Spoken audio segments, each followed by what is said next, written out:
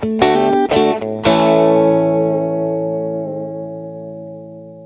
our biggest challenge whenever we're looking for a location for a lift or an elevator is where to put it. Our first option would have been to put it inside the house, but we couldn't find a suitable space for it. How much space do you need?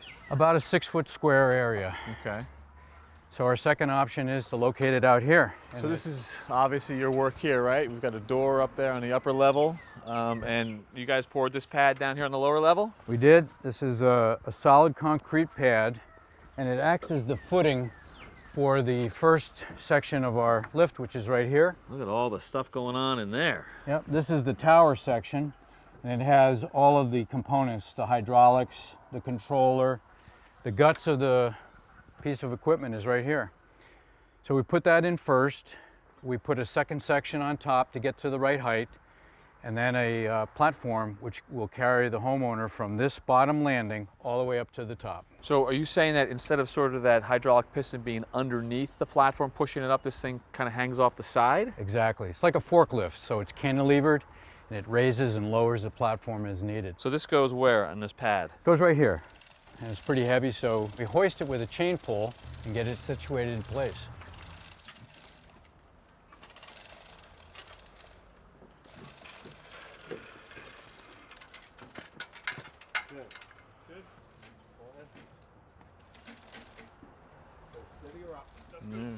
All right, we got her upright. So now we're going to attach the legs onto the first section of tower. They'll stabilize the tower, and they'll also be used later to bolt right directly into the concrete.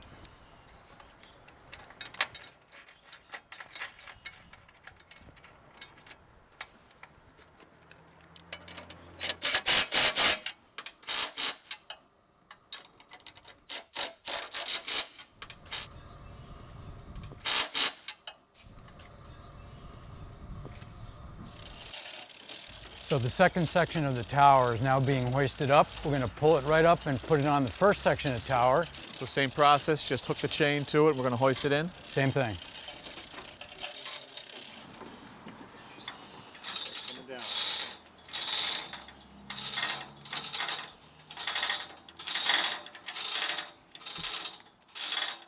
These fingers will guide the two sections together, and the bolts will lock them in place.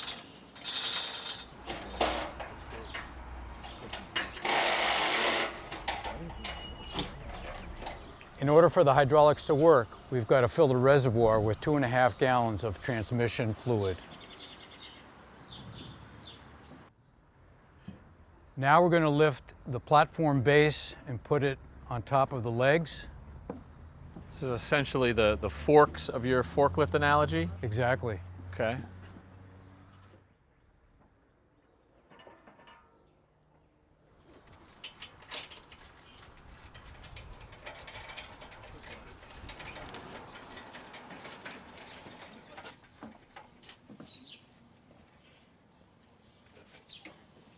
Now that the platform's in, we can put the floor right on top.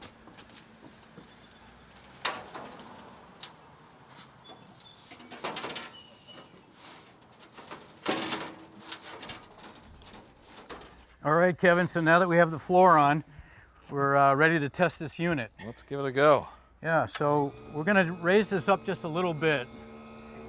What I want to do now is just see how we're doing in relation to the house for clearances and so forth.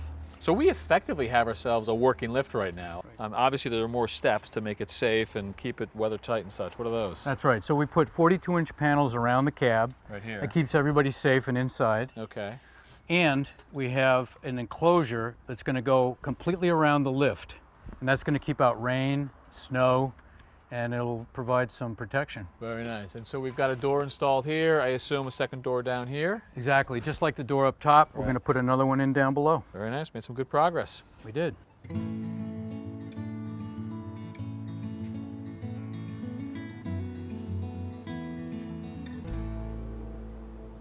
So Saeed, the lift is finished, and we're going to show you how to operate it. Are you ready?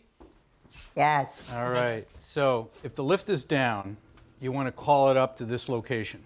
This door will not open until the lift gets to this level? It will not open. And once it's here, you can open the door. It automatically releases the strike. Nice. and then you can go in. So once you're in, you want to make sure that the door is securely closed, and then you have to press one of two buttons. One is down and 2 is back up. Are you ready? I am ready. Okay.